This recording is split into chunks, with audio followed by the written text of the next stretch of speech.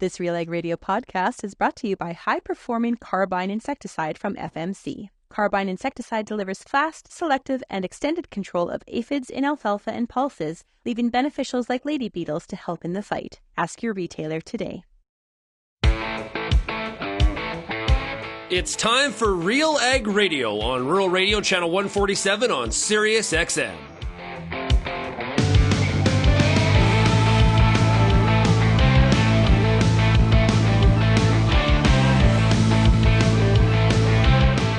RealAg Radio and RealAgriculture.com is your home for insight and analysis of the issues that are impacting your farm business. Let's get real and get connected with RealAg Radio.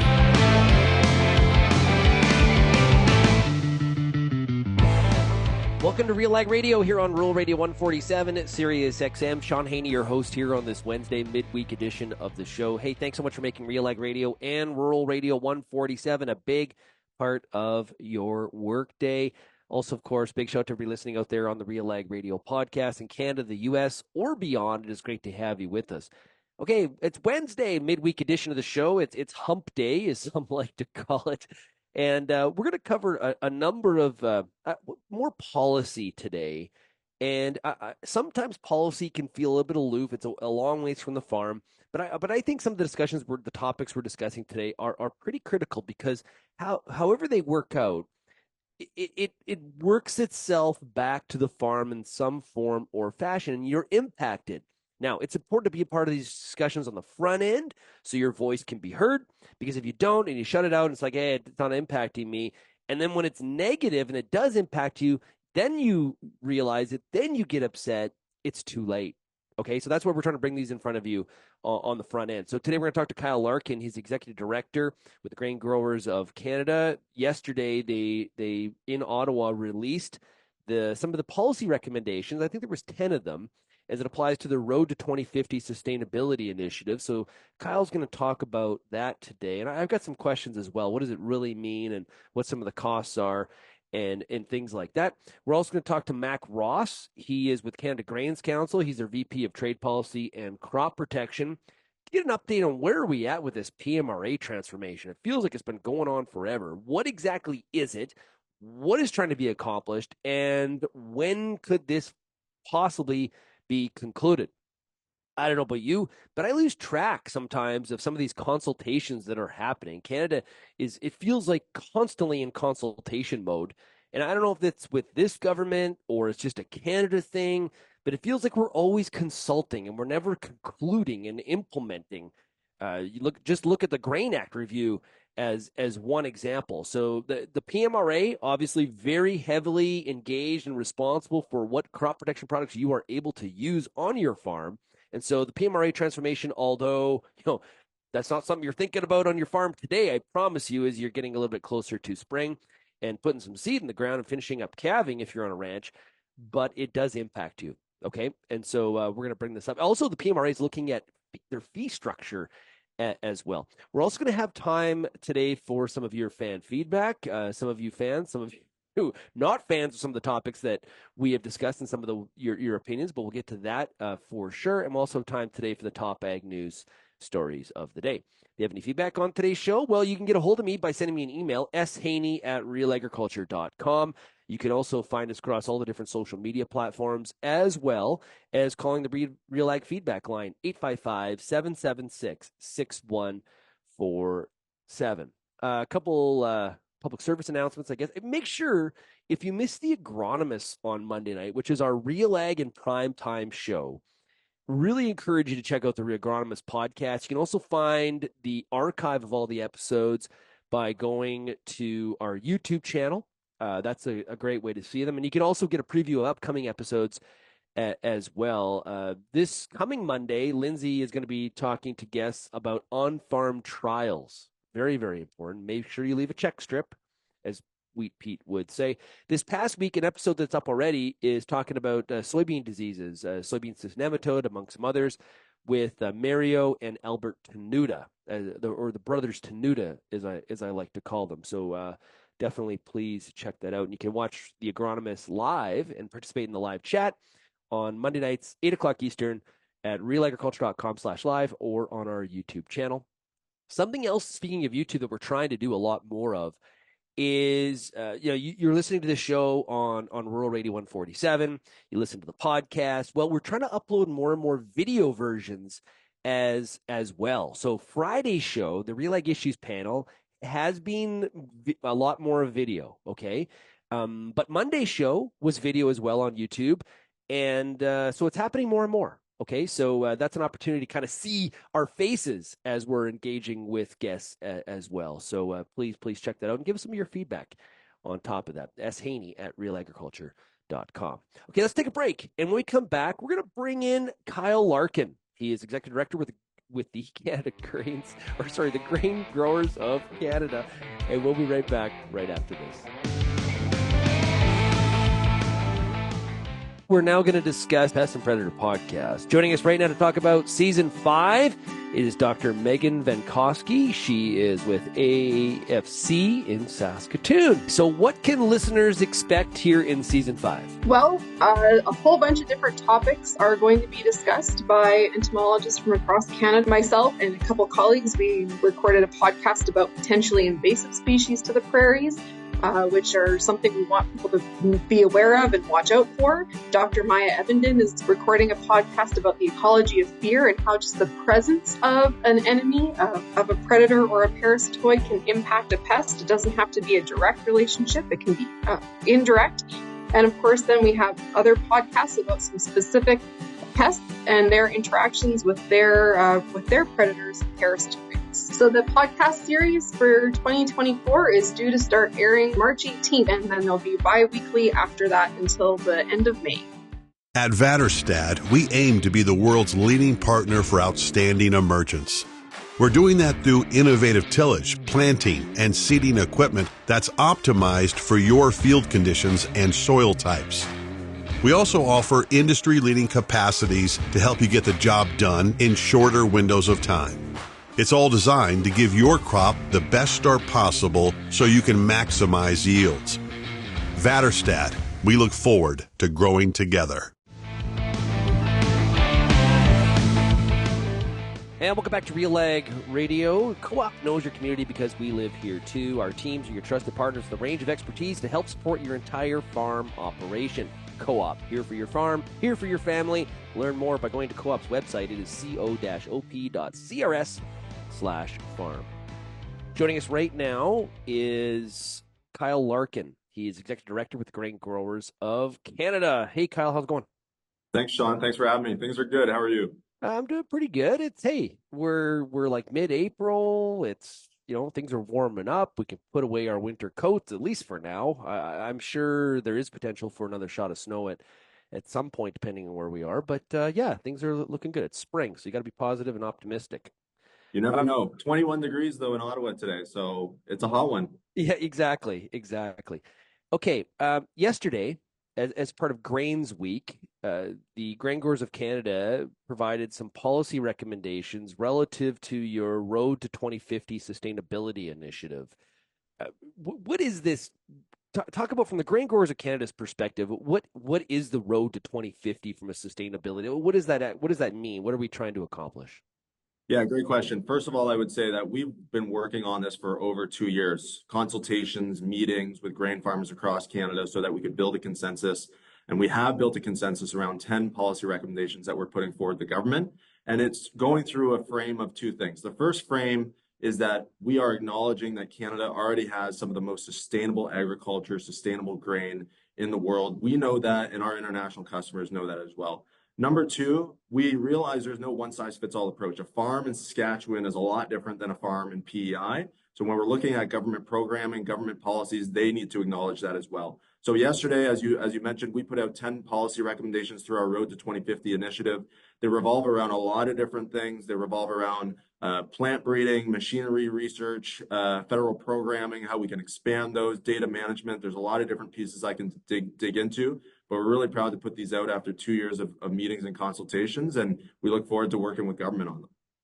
Give us an example, like something tangible, because a lot of times we talk about some of these goals and out to 2035 and 2050. It's sort of like not even 100,000 feet. It's like 500,000 feet. Right. and a long ways from the farm. So give me an example.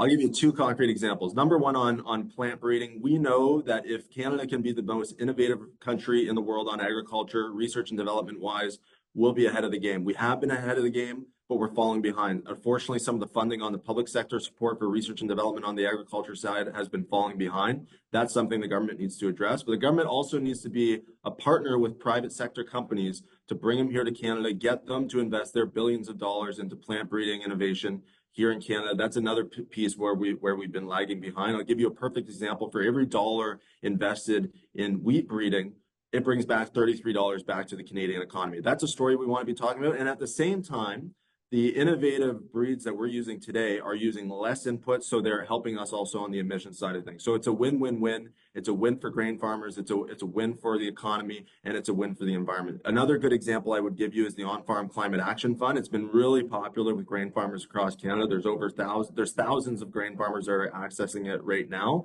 The issue, though, is the eligibility criteria is fairly narrow, so they're missing out on thousands of other grain farmers that would love to access the program.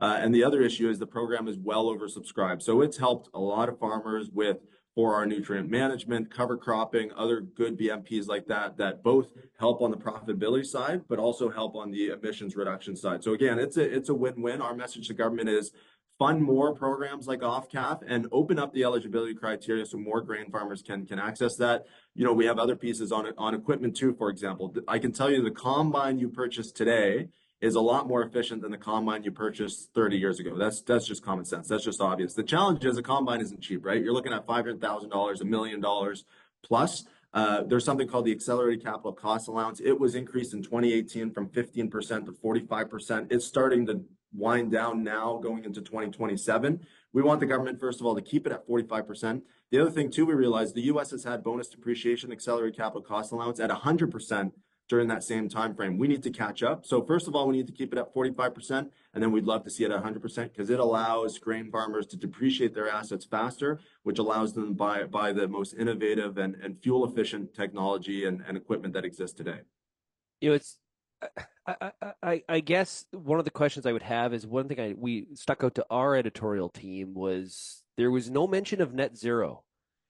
And that seemed to be an omission that stuck out. Is there a why to that? Because in previous discussions, there's been a lot of talk about net zero in 2050 from grain groups.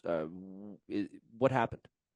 That's a great question, Shaun, and I'll answer that question directly by saying we are not committing the net zero by 2050. That's why we call it a road to 2050. There's a lot of things that have to happen before we get anywhere close to net zero. So we can't commit to anything by 2050. To be frank with you, we could potentially be net zero by 2035. I don't know what's going to happen tomorrow, but what I do know is we have these 10 concrete policy recommendations. We want the government to look at them today. We want them to enact them today because it will help us on our journey of increasing profitability for grain farmers, but also lowering emissions. The greatest story I always tell is the zero-till story.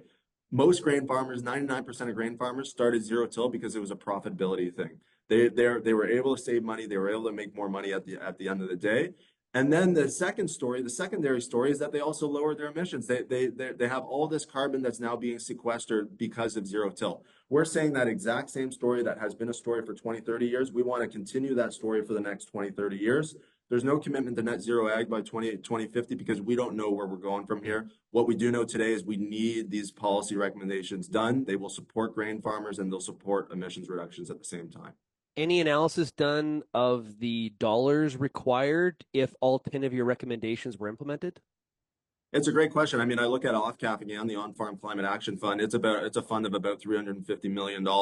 It could be $1 billion, for example. There's a lot of these things, plant breeding, for example, there's been millions of dollars cut there. We're just asking for it to be brought back to where it was. There's also some regulatory side of things that we're talking about. So again, you look at plant breeding innovation, and not only are there slashes on the public side of things, but the government needs to play an equal role in bringing private companies to Canada. There are large life science companies that want to invest billions of dollars. They do invest billions of dollars a year across the globe.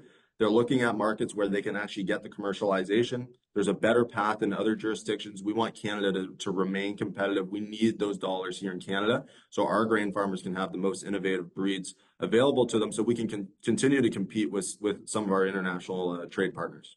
Right, but from a budget perspective, for Canada, for the public plant breeding sector to be more, to get back to where they were, right, from a plant that requires dollars. So is there a request or a push to say, hey, if you added X to the budget, then we're where we think we need to be?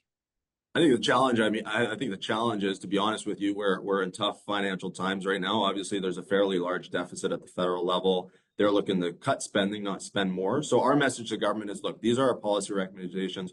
We'll take what you can give us, but we need more. So we haven't put a specific dollar amount to it. We're really letting the government figure that out. But at the end of the day, the message is clear. We need more on all of these policy recommendations. Not all of them are dollars and cents. I mean, again, accelerated capital cost allowance, that's not a real cost to government. That's more of a cost to grain farmers and a way to support them that way. Yeah, it's interesting. We asked Canadian farmers back in January about, different policies and how do the farmers see them as a positive or a negative? Okay. Right. And what was interesting is that we had, one of the policies was the sustainable ag strategy / environmental policies. Okay. So I think that what we're talking about here kind of fits into that bucket.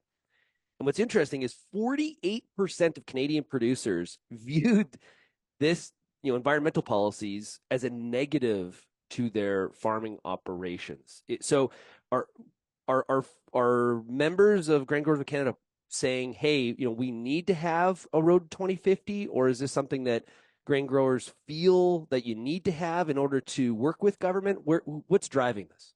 Look, I would probably agree with those 48% of grain farmers, of producers, to say that, look, we look at the fertilizer emission reduction target, right? That's an environmental target. It's not something we asked for. It's not something that we want. But the reason that came about is because we weren't at the table. We weren't talking some of the same language that the current government was talking about. But at the same time, the whole idea around Road to 2050, we're putting profitability first, just like zero till. We're putting profitability first. And if emissions reductions follows those best management practices or follows those policies, then that's a win-win-win situation. It's a win for grain farmers, it's a win for the economy, and it's a win for the environment. That's the solution. That's the suite of things that we're looking at. We're not looking at environmental policies to slow production. We're saying number one is profitability. Number one is food production. There's a growing world population that we need to meet. The demand is just going skyward. And if that can also equal emissions reductions, then that's the solution we're looking for. Yeah. You've been talking to, it is Grains Week, like I mentioned. You've been talking to a lot of, and meeting with a lot of MPs, and you'll do the same today. What's the main question that's thread that you have been getting from different MPs of all different parties that you've been talking to? Yeah, it's a great question. We met with over 30 members of parliament and senators yesterday from all political stripes. The main question I would think that we've gotten is where do we go from here? I think has been the question. There's a certain realization that there's a possible election coming up. All the parties are getting ready for that. Certainly the Conservative Party is. Everyone's putting together their platforms. I think the benefit of us coming to Ottawa today, we have over 20 grain farmers this week in Ottawa talking about the road to 2050, talking about the policy recommendations. I think the benefit of that is we're trying to get into those platforms. We're saying here are 10 great policy recommendations that can be included in an agricultural plan. It can also be included in an environmental plan. If you don't want to have a carbon tax, that's fine. That's your policy position. Here are some great ideas of how we can reduce emissions, but also grow food production and grow profitability for grain farmers at the same time. Are most of the requests or pushes in terms of policies on this road to 2050, are most of them what other stakeholders need to do, like to set the environment? Like, what do farmers themselves need to? Is there low-hanging fruit for farmers to do themselves to take ownership of this road to 2050 as well? Not necessarily. I think the onus is really on the government, and that's why we're here in Ottawa doing the lobbying. I mean, look, I'll give you another example. There are commissions across Canada, be it Alberta Grains, SAS Wheat, Alberta Pulse, whoever it is. They are doing great work on agronomy extension. They're doing great work on pilot projects, really showing farmers what they can potentially do on their farms. They're testing them out in pilots so that farmers don't have to put that burden on their own lands. And what we're telling government, one of our points to government is, look, these commissions are already doing great work. Could they do more if you gave them a couple dollars? Absolutely. And so we're looking for that partnership with government, between grain farmers, between commissions, with government to already continue doing a lot of that good work we're doing. Like I said at the start, we have some of the most sustainable agriculture in the world. We are in a great position. Can we do more? Everybody can do more. I could do more. The government can do more. Everyone can do better, right? We can always do better. We're in a great space, but let's look how we can do even more good in Canada. Now, are you at all like what happens? And this is like really getting ahead of myself. I know, but I got to ask it. Talking about a road to 2050 from a sustainability standpoint really much fits the priorities and the narrative of the current government. By fall of 25, if you believe the polls, we're gonna have a flip in government. I'm guessing we're gonna be focusing more on profitability and productivity, and that side of the sustainability equation. Does something like this roadmap get crumpled up and tossed out? I think one of the reasons that this roadmap is important, no matter who's in government, is we're hearing it from our customers. I have grain farmers and commissions that go internationally every single year. They meet with the Japanese, they meet with the Chinese, they meet with the Italians, they meet with all our international customers for grains. And what they've heard is two clear things. Number one is predictability. We need to be a predictable customer. We need to be able to deliver the grain on time when we said we were going to deliver it.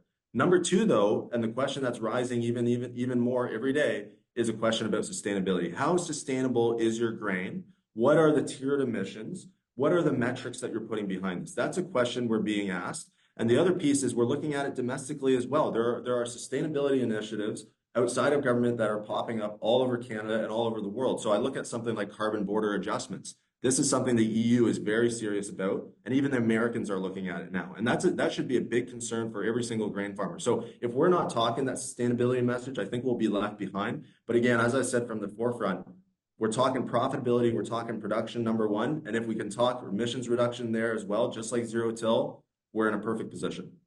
We've been talking to Kyle Larkin. He's the executive director with the Grain Growers of Canada, on the beat this week in Ottawa, talking to MPs, a part of Grains Week, and some of the policy recommendations as it fits into their Road to 2050 sustainability initiative. Hey, Kyle, thanks a lot for joining us here today on RealAg Radio. Really appreciate it. Thanks, Shaun. Really appreciate it. Hey, when we come back on RealAg Radio, we're going to get to your feedback, your emails right after this. You're listening to RealAg Radio, Rural Radio 147. Through a growing storm of kochia, cleavers, chickweed, and more, there's a clear path. Introducing Oxbow, a versatile cereal broadleaf herbicide that gets the job done. Powered by Duplisan technology, Oxbow is your workhorse on resistant kochia and other tough weeds. With flexibility in timing, rates, and recropping options, your path is clear. Find your way on the path of least resistance at newfarm.ca/Oxbow. Before you get back in the field this year, spend some time with the Corn School on RealAgriculture.com. Get all the information you need on hybrid selection, planting depth, crop inputs, and more from a wide range of industry experts. A massive library of video content is available on demand when you need it most. Spend your time outside of the field, inside the classroom, with the Corn School on RealAgriculture.com. Peter Johnson at Wheat Pete, RealAgriculture.com, and what an opportunity! Oh my gosh! You think you can't grow better wheat? You are absolutely wrong. We're going to show you how to strive for those record wheat yields that they get in the UK and in New Zealand. You can grow 150 bushel wheat. I'll show you how. Catch Wheat Pete's Word every Wednesday on RealAgriculture.com or download the podcast on iTunes or Spotify.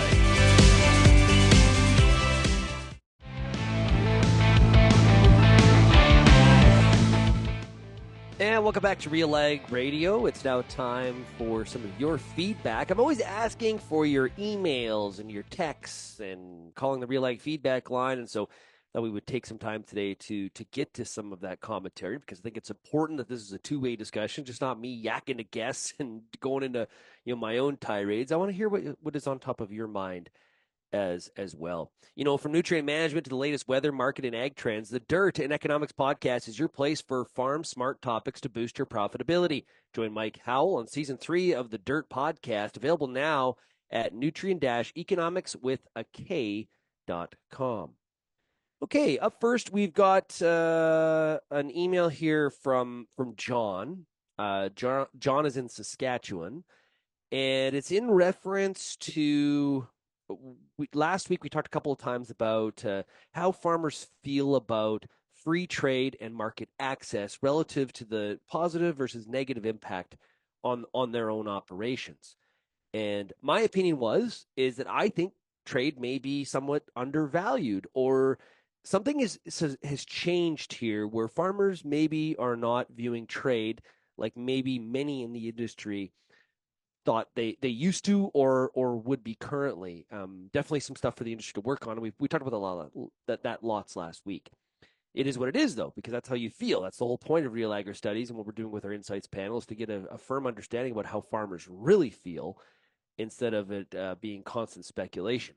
So John from Saskatchewan says, your discussion about trade last week has me wondering if farmers have not considered what life looks like without trade. Thanks for the email, John. Do appreciate it. Point well taken. What we have heard a lot back from you, the audience, is that somebody texted me and said, I answered slightly negative because I viewed it as we're facing a lot of non-tariff trade barriers and having troubles getting products out of the country, and that's a negative on my operation. So I think everybody viewed it a little bit differently, but there clearly is some gaps in terms of how farmers feel about the positive or negative impact of trade versus where Canada is at as an exporting nation. Farmers, I think, feeling some frustration there. So appreciate everybody that participated in the survey, and appreciate that email, John. Up next, we've got, I just got to pull it up here. We've got an email from Randy. And again, Randy's talking about the discussion about trade. He's a rancher in Manitoba. He says, I remember May 21st, 2003. The cattle immediately became a liability when the U.S. border closed. We do need trade in other markets throughout the world. I am also curious to see what will happen on policies that may happen for being more aware on the avian flu in cattle in Texas. What will that do to cattle movement throughout North America? What is the best way to create a connection with the non-farming community who can help farmers bridge that gap? I'm looking for that for policymakers in the future to make agriculture having more non-realistic rules. Enjoy your podcast, listening in the office, the tractor, and the car. Hey, Randy, thanks a lot for that email. And then, last week we had a poll in terms of, of all the topics that are going on, which would, like the policies and issues that farms face, which of those would spark you to drive your tractor onto Parliament Hill? We've seen a lot of farmer protests in the UK, in the EU, Western or Eastern Europe. And we obviously had the trucker protest related to COVID, but not necessarily related to specific farming matters in Canada or really the U.S. So we asked on our website which policy issues would kind of get you going on that. If I remember right, the overwhelming majority of people chose the carbon tax of all those policies. So Paul sends me an email and he says, nothing is worth driving a tractor or driving anything to protest. Those protests are so cringeworthy that I can barely even read about them. Terribly embarrassing to be a farmer and having this sort of thing in the news. Hey, Paul, thanks for the email. Paul is in Alberta. I really do appreciate it. And I think there's people that feel that way too, right? That I hear this from some of my speeches when we're talking about some of the negative sentiment that we saw in January in our Canadian Farmer Sentiment Index. It was fascinating in the sense that some people said, like, how are these people so negative? Like, do we forget how good we have it? And so I think there's a little bit of what Paul's talking there too, is that I feel actually, even though things aren't the best right now on the farm, whether that's weather or depending on where you are, or whether that's the markets, it could be a whole lot worse. I sometimes reference it as, it could be worse. You could own a restaurant in Canada where those people are really struggling, and they also don't have a program backstopping them like we do in Canada with the Canadian Ag Policy Framework. So there's different perspectives and different ways to look at that. Hey, keep that feedback coming, okay? My email address is shaney@realagriculture.com. It's also another way to do it is the RealAg feedback line. You call the number and you leave me a voicemail. You don't have to talk on the show live. Just call and like let us have it. It is 855-776-6147.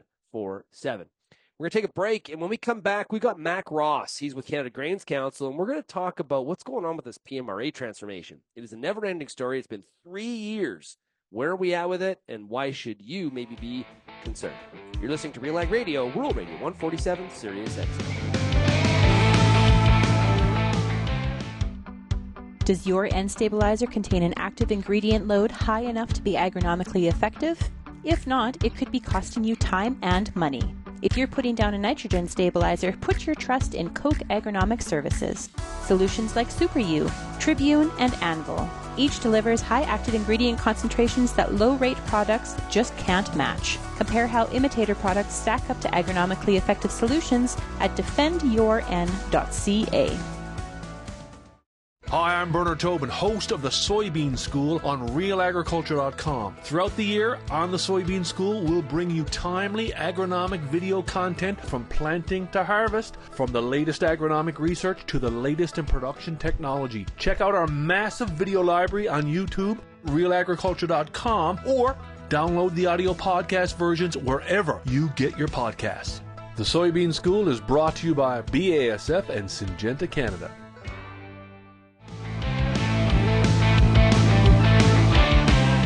And welcome back to RealAg Radio. You know, the deadline to sign up for AgriStability is April 30th. Thanks to a recent program change, AgriStability coverage levels have improved significantly for 2024. To gain a better understanding of how AgriStability and other programs can improve your farm's risk management plan, visit mnp.ca.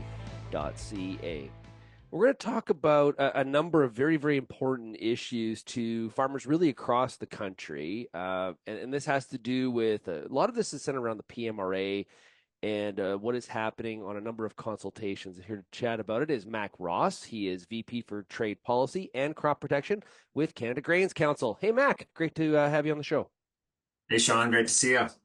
Yeah, so there's some of this is very there's a lot of granular detail. So we're going to try to increase people's understanding of what's actually at work here, because these are things that sound like they're very far away from the farm, very technical. But, you know, depending on how these things go or, I guess, advance, it can really have an impact of what farmers are able to do in their own operations. So let's talk about the PMRA transformation. This has been going on for quite some time. What is the update? Where are we at with this process? Sure, and maybe it's helpful to start with a bit of context kind of regarding the at least the Canada Grains Council and across the industry, folks who work in this area. We've at the council, we've always had two primary focus areas when it comes to our work on crop protection, domestic and international. So domestic, it's advocating for policy that provides Canadian farmers with access to new and innovative crop protection products.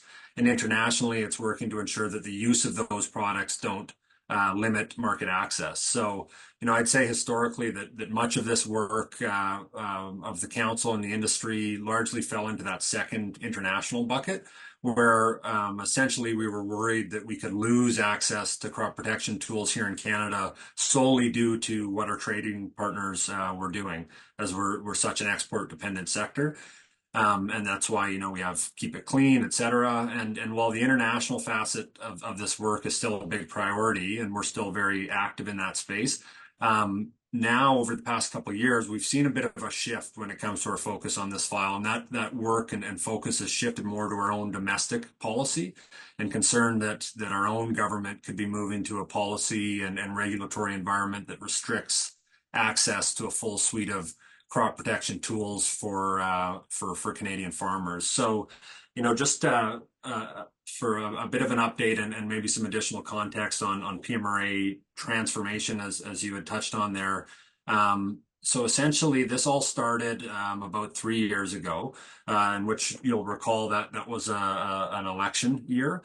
And, you know, I'll say that, you know, we've had our concern internationally with, you know, a divergence from science-based decision-making within some of our trading partners. But in in Canada, we've never had a concern that the PMRA would lower the science firewall, so to speak, right? They're, very science and risk based, one of the best regulatory agencies in the world in that realm.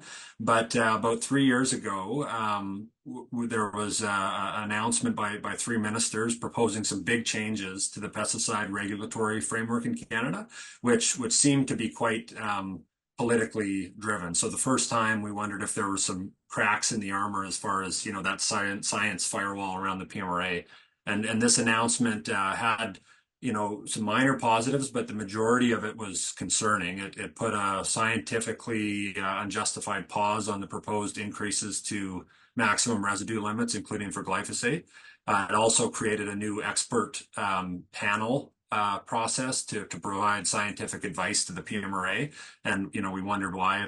PMRA is a building of 300 of the best scientists in the world. Why do you need half a dozen independent scientists to do this? And then lastly, this announcement, as you say, initiated the launch of PMRA's transformation agenda. So with that, Health Canada got I think it was 42 million in government funding over 3 years for a sweeping transformation of the PMRA, which was to focus on several areas. So, like, Mac? What are we transforming? Like, what are we like? That's a pretty broad term, right? It sounds like a whole bunch of Harvard MBA corporate speak. We're finding synergies and we're doing those kinds of things. Like, what exactly are they doing?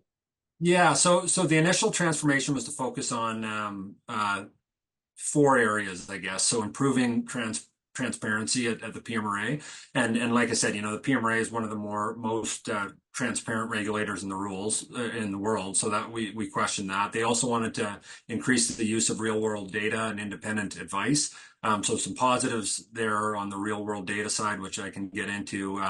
The maybe some more concern on the independent advice side. They also to strengthen human health and environmental protection through modernizing some of their pesticide business processes, and then also a targeted review of the Pest Controls Product Act. But generally, I would say that on those focus areas, we've prior to transformation, PMRA had a more focused set of operational changes that were widely seen as positive among agriculture stakeholders. So this consisted of efficiency improvements to the backlogged pesticide reevaluation system, better water data so that they could make less risk-averse decisions, and better and earlier consultation with stakeholders on proposed decisions. So that was important, as it would allow for better informed proposed reevaluation decisions that are less likely to change because additional data was received. So,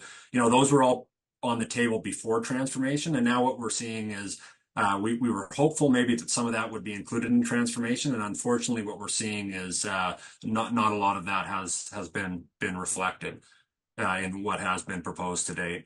Yeah, and in January, RealAgri Studies, the market research arm of RealAgriculture, Justin Funk and I asked Canadian farmers, how do you feel, like positively or negatively, about PMRA transformation? And of all the different policies that we asked about, it had the largest, what I would call not really sure answers. May or may not impact my operations. 60% of producers answered that way. And so I think there's a lot of us, including me, trying to sort out, what does this really mean? And when you talk about, some like for example, independent scientists, there's a good news, bad news there. That can go multiple ways, right? We could be using more data from out of country when we're looking at registering products, for example, U.S. data, and not having to recreate the wheel, or slow down the registration of products because we need Canadian data. Just that comes to mind. But also, if you search long enough, if you search hard enough, you can find a scientist that will be against something that would be positive for agriculture. There also is a risk here that things grind to a halt and our regulatory system gets even thicker, gets even more of a barrier, a bigger wall in terms of getting products available to Canadian farmers. Yeah, exactly, Sean. So, we've just come to the end of that initial 3-year funding for transformation, as I discussed, and industry to date has been very engaged in the many consultations that this transformation process has initiated, and it's sort of a good time now to kind of pause and take stock of where we're at with transformation and what needed to be what we feel needs to be prioritized moving forward. And there have been some positive aspects of the transformation agenda to date, but there were aspects of PMRA's regulatory processes that did need to be modernized and improved. But there's also been many aspects and proposals under this initiative that we feel, and as you say, could really jeopardize the PMRA's ability to function as an agile, efficient, and science-based regulator, and in turn could have real negative impacts on access to new crop protection products for Canadian farmers. So, a couple of the good things to come out of transformation that were on the table ahead of transformation was around having a national water monitoring program. So that's something that's moving forward. So essentially, when we go back to the neonic issues that we had back in 2018, right, where essentially they were proposing pulling neonic seed treatments away from Canadian farmers, and essentially we were being I guess, considered guilty until proven innocent at that time. Right. So, there was a significant, they're saying, hey, we don't have the data, so we're going to be very conservative in our judgment here. So back on the neonic thing, industry generated a bunch of water data. So at that time and since then, we've wanted better real world data and better water monitoring data so that they can make less risk averse decisions. And so that's something that's moving along well through transformation. But on the concerning side, like I said, there was a big bucket of improvements that we wanted to see that have not been reflected in the current proposals. And really, further than that, we feel that the trajectory that some of these proposals are pointing us towards is really a less predictable, less efficient regulatory system. Can you give me an example, Mac? What's an example of something you're concerned about?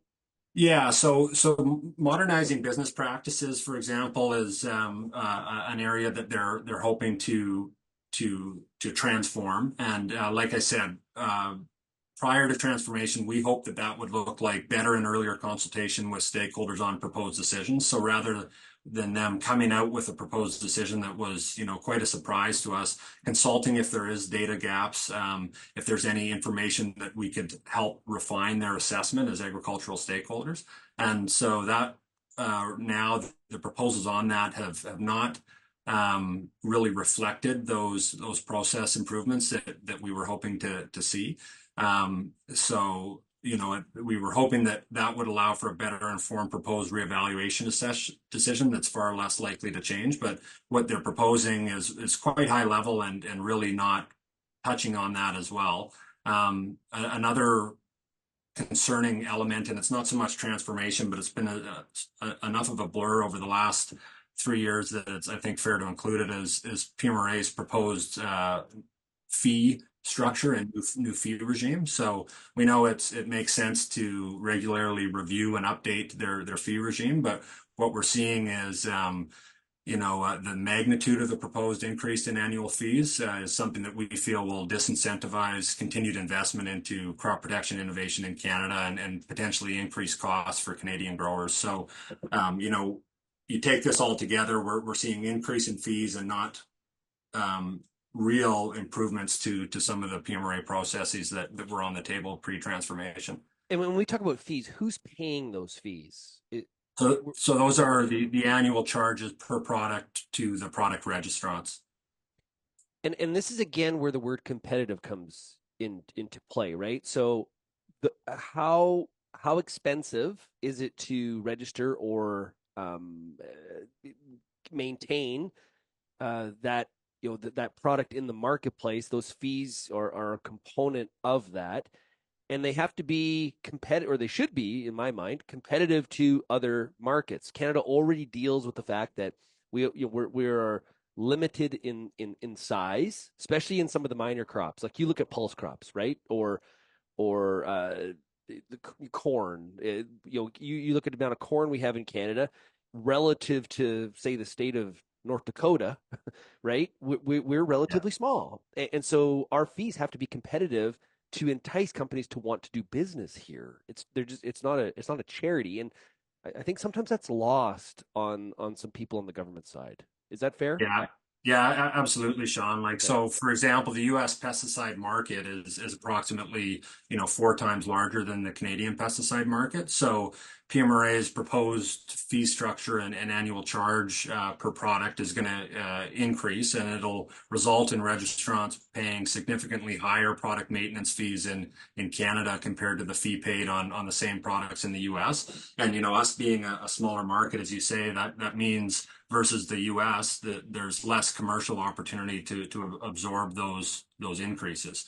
So it's definitely something that is going to have an impact, or if they follow through, will have an impact on the sector's competitiveness and access to innovation, because cost is obviously a business decision for these multinational companies that are looking to keep a registration or register new products in Canada. But another business decision is the predictability of the regulatory system, and that's where it's a bit of a double whammy with some of the proposals under transformation that are don't have a lot of detail at this point, but we're concerned in the direction that they could move. So you've got maybe higher costs and maybe less predictability in our regulatory system, which ultimately we are concerned could have some impacts on access to products for growers. Yeah, Pierre Patel, CEO of CropLife Canada, has made this point to me many times.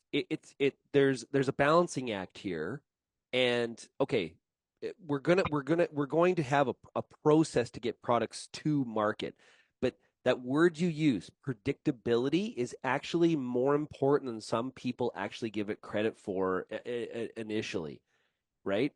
We can talk about the thickness of our regulatory system, but is it actually predictable? If you have an ever-increasing thickness to the barrier, and there's no predictable route to get through those barriers, then you're really creating some problems, and you're keeping products out of the market. So, hey, Mac, thanks so much for joining us here today on RealAg Radio. We got to have you back because we're going to talk about biodiversity, the biodiversity framework. Well, we'll do that another time. But hey, thanks so much for joining us here today. Absolutely, my pleasure, Sean. Thanks again. That is Mac Ross. He is VP of Trade Policy and Crop Protection with Canada Grains Council. When we come back on Real Ag Radio, we're going to get to the top ag news stories of the day right after this. What's next for your fields? At Pioneer, delivering industry-leading genetics drives everything we do.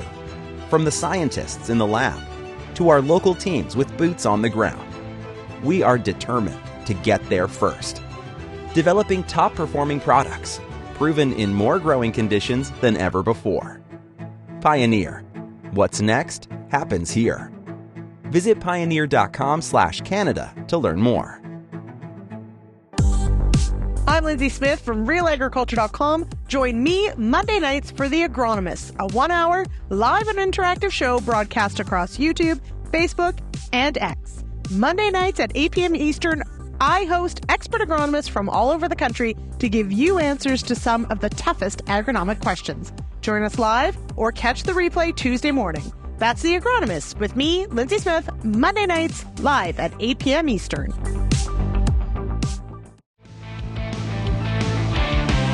It's now time for the top ag news stories of the day here on Real Ag Radio. For agronomically effective dual UAN inhibition, the smart answer is Tribune Nitrogen Stabilizer from Koch Agronomic Services. To learn how its 2 active ingredients protect UAN from 3 forms of nitrogen loss, visit kochag.ca. That is Tribune Nitrogen Stabilizer. Okay, let's talk about, well, first of all, we should talk about interest rates, because the Bank of Canada was out today, and we heard commentary from the Bank of Canada Governor Tiff Macklem. Bank of Canada held its policy interest rate steady for the 6th consecutive time, but said that it's growing more confident that inflation is moving back to its target, even as it upgraded its forecast for economic growth. As widely expected, the bank's governing council kept the overnight rate at 5%, a level reached last summer after one of the most aggressive monetary policy tightening campaigns on record. High interest rates are designed to cool the economy and slow down inflation. Bank of Canada Governor Tiff Macklem would not say when the bank will start lowering rates, but he said he's growing more confident the price pressures will continue to ease, following surprisingly large declines in both headline and core inflation in recent months. Now, In contrast, though, a little bit, let's look at the U.S. numbers that came out today. The CPI came out today, and it's going to pull that up here. Annual inflation rate in the U.S. accelerated for a second straight month to 3.5% in March 2024 from 3.2% in February, above market forecasts of 3.4%. Compared to the previous month, the CPI rose 0.4%, the same as in February, but above forecasts of 0.3%. The index for shelter and gasoline contributed over half of the monthly increase in the index for all items. The Bureau of Labor Statistics also said on Wednesday that core inflation, which excludes changes in food and energy costs, remained at 3.8%. Economists had expected a core rate for March of 3.7%. So Pro Farmer had an impact section to that headline and said this will clearly adjust market expectations on Fed rate cuts and underscores the cautions expressed by Fed officials over inflation. So again, I maintain we're following this path to where Canada actually could drop rates before the U.S., which is very fascinating if you're interested in this kind of stuff. Great, interesting story in the Globe and Mail talking about what is the secret to unlocking Canada's productivity. Well, the Bank of Nova Scotia Chief Executive Officer Scott Thompson said that Canada could bolster its waning productivity by building links between businesses across North America, a key component of the bank's turnaround strategy. The Bank of Canada warned in late March that the country's soft labor productivity and low business investment levels pose an emergency that makes it more difficult to ease inflation, which could worsen living standards. So this is fascinating because we don't have a domestic strategy. The strategy is do more business outside of Canada, which I think also, I'm not saying it's not true. What I'm saying is that should be kind of concerning. Shouldn't it? Should tell us something about us as Canadians that we may be part of we're a big part of the problem here, and it's not necessarily the business environment. It kind of is us. It's the culture maybe a little bit too. Mr. Thompson said the lenders plan to connect businesses to facilitate deals, trade, and lending opportunities across Canada, the U.S., and Mexico as a way to help boost productivity. Yesterday in the House of Commons, Minister McCauley, the Minister for Agriculture and Agri-Food, said, Mr. Speaker, it is important to remind my colleague that as a farmer, I am fully aware that farmers on the front line of climate change. It is important to realize that farmers are devastated by massive storms in the prairies. Straw is worth $300 a bale. That is crazy. We have a plan to address climate change, and we have a Canada carbon rebate that puts more money in 8 out of 10 Canadians' pockets. We are addressing climate change and making sure polluters pay. So most times it seems when Macaulay stands up in the House of Commons, he is talking about climate change, which I get emails every time he talks, and it seems that that seems to be more of the definitely the thread and the pattern. The U.S. corn planting, of course, is underway. The second crop progress report for the year from USDA shows farmers are already ahead in planting the 2024 crop, according to a story on AgWeb by Tyne Morgan. As of Sunday, the USDA expects planting the 2024 crop has started in 7 states, and 6 of the 7 states are already beating the 5-year average.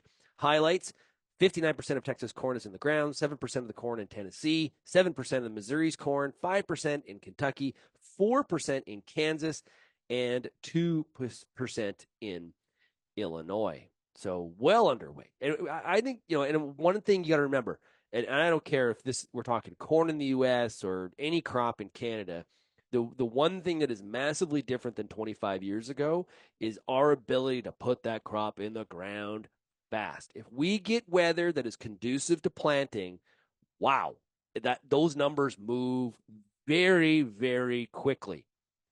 And if you're watching the markets and you're wondering about early adversity for that corn, the crop getting in the ground ahead of schedule is not leading us to thinking that there's going to be, some early problems for that crop. How it emerges will be another thing, and what Mother Nature has in store for us is a whole nother topic. But that is that is news that will be supportive of people thinking that the corn crop's going to be off to a very good start.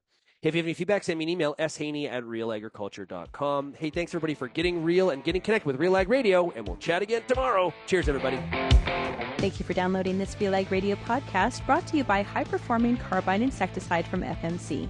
Carbine insecticide hits aphids hard with effective, selective, extended control. It also has activity on lygus and tarnished plant bugs. Ask your retailer today.